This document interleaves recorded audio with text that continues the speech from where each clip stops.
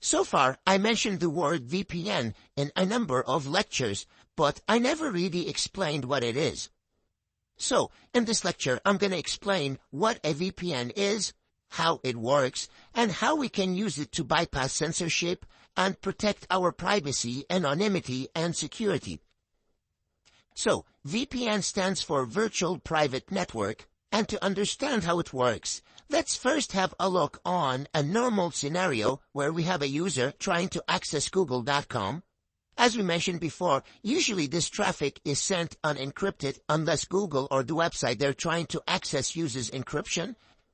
And like we said, this traffic passes through a number of routers. It passes through your internet service provider and so on. And all of these stops can see the data that you're sending and manipulate it, profile you, gather information about you, and so on. Now, if you use a VPN, you will first connect to the VPN server, which you can think of as a computer that exists on the internet, on the cloud, with really good resources. And what happens is you create an encrypted tunnel, an encrypted connection with this computer. So whenever you want to access anything on the internet, you send that first to this computer, but the request is sent encrypted. Hence, I used a green arrow in here to indicate that the data sent is encrypted. So, whenever you want to access something, both you and the VPN server will be able to read this data and understand it. But if anybody intercepts this data, whether it's your internet service provider, whether it's your network admin, whether it's a hacker, they will not be able to read this data or manipulate it or profile you because this data will be encrypted. It'll be gibberish. Then, once the VPN receives the data, once it sees, for example, you want to go to google.com, it will simply forward that request to Google, and then the response will follow a similar path. Again, keep in mind, traffic leaving the VPN will be unencrypted. It'll only be encrypted if the service that you're connecting to uses encryption. Hence, I used a red arrow in this case. Now, you can also use a VPN and connect to the Tor network. So you'll first connect to your VPN, again green arrow means your traffic is encrypted, and then it leaves your VPN connecting to the Tor network, and then you can either access an onion service or go to Google or any other website on the ClearNet. Now this architecture of first creating a secure tunnel and connecting to a server and then go to the internet or to the Tor network or to whatever service is really, really useful because, first of all, it adds an extra layer of encryption.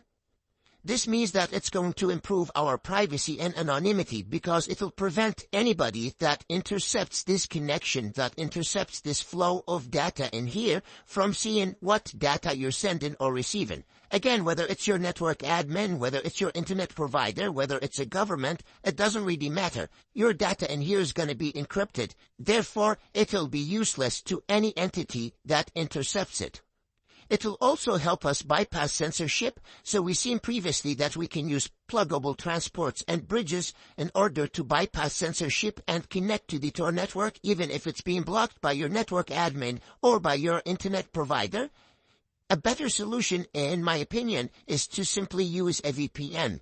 Because let's assume we have an internet service provider in here that doesn't allow the users to access Tor. When you use a VPN, again, you're creating a secure, encrypted tunnel between you and the VPN provider. So the internet service provider cannot see that you're trying to connect to Tor. All it can see is encrypted data going to some server on the internet.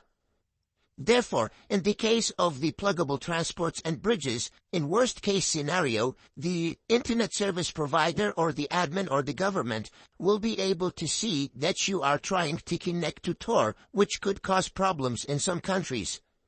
In the case of using a VPN, the worst case scenario is your internet service provider will be able to know that you're trying to connect to a VPN. That's it. They won't know that you're trying to use Tor, and they won't be able to see any data you send, because like I said, the connection is encrypted, and hence the use of the green arrows in here.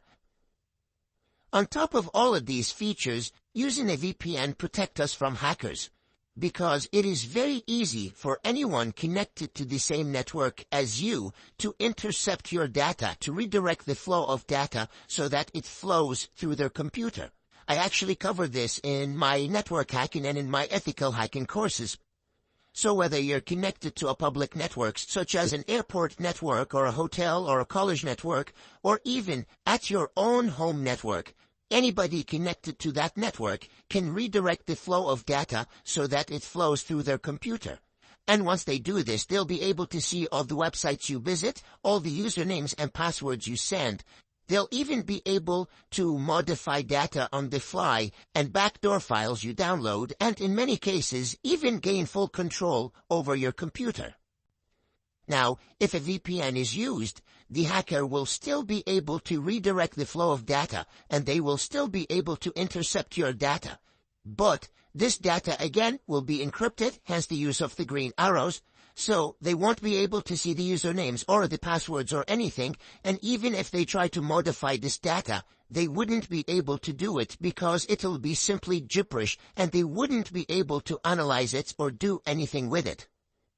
That's why using a VPN is a really good solution to prevent man-in-the-middle attacks.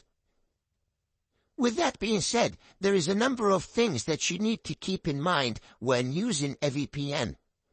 First of all, we are introducing a man in the middle in here. So if we go back to the previous diagram, you can see that our connection was going directly to the internet. But when we're using a VPN, we're literally adding an extra node to our connection. So the data is encrypted between the user and the VPN provider, but the VPN provider is able to see this data. Therefore, you want to make sure that you pick a reputable VPN provider and avoid free providers because a lot of them keep logs and analyze you. You also want to make sure that you use a provider that keeps no logs. And with keeping all of these things in mind with picking a reputable provider, avoid free ones and make sure that they keep no logs. Also, use HTTPS everywhere.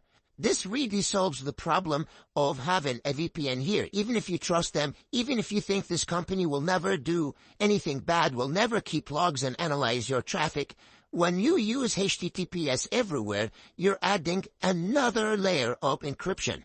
So, your connection between you and the VPN provider will be secured by two layers of encryption. First, the encryption used by the VPN, and the encryption enforced by HTTPS everywhere, which is TLS. And then, when traffic leaves the VPN provider, you will have TLS encryption up to whatever destination you're going to. Therefore, even the VPN provider in this case will not be able to see your data because it'll be encrypted with TLS, which is a very, very secure encryption. Last but not least, when signing up with a VPN, you want to make sure you use a VPN that does not require a lot of information. Again, at the end of the day, we're trying to improve our privacy, and it doesn't really make sense to give them my address and all this information. You can also take this one step further and pay with crypto, but this is optional. It really depends on you and your threat model. Now, there are a lot of VPN providers out there. I highly recommend you go and do your own research. Me personally, I use our own VPN that we provide at Security, which you can get at zeresvpn.com. So I have the website already here, and I'm already at the download section. It supports all platforms, so you can use it on Windows, OS X, Linux, iOS, and Android. Doesn't really matter. And using these VPN providers is actually very, very simple. All you'll have to do is, first of all, obviously sign up with the one that you want. Download their client, and once you have the client downloaded, you simply want to select a server and connect to it.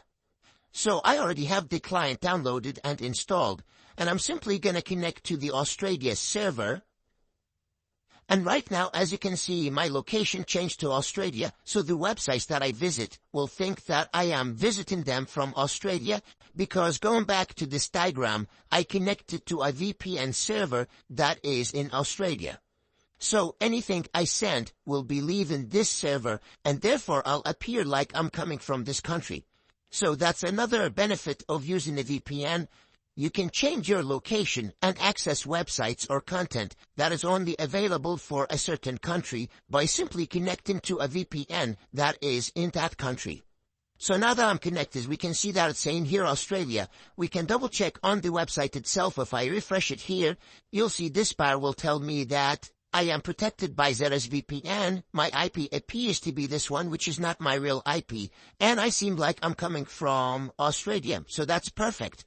And now that we are connected to the VPN, we can go ahead and use the internet normally and will appear like we're visiting these websites from Australia.